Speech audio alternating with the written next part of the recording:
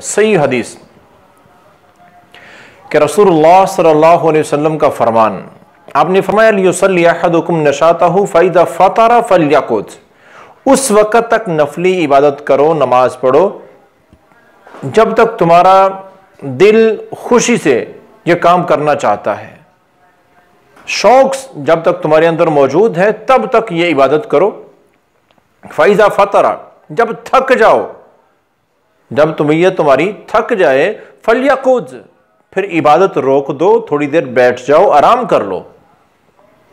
अगर तबीयत नहीं चाह रही है, एक बंदे को थकावट इतनी ज्यादा है, नींद का इतना गलबा है, उसे पता नहीं मैंने 2 रकते पढ़ी हैं, 3 पढ़ी हैं, 2 सजदे किए हैं, 1 सजदा किया है, क्या पढ़ रहा हूं क्या नहीं पढ़ रहा हूं, लेकिन मैंने जी बस मैंने नियत की हुई है, मैंने इतनी रकतें पूरी करनी। भाई क्यों?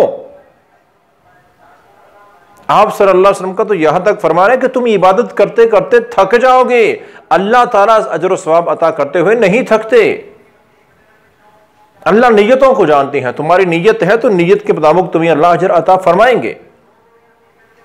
लेकिन जब तबीयत, शौक नहीं है तबीयत के अंदर, खुशी से जी नहीं चाह रहा, तब नफली इबादत का आपने फरमाया कि रुक जाओ। खुद नबी कायनात सल्लल्लाहु अलैहि वसल्लम का अपना जाती ये मामूल था।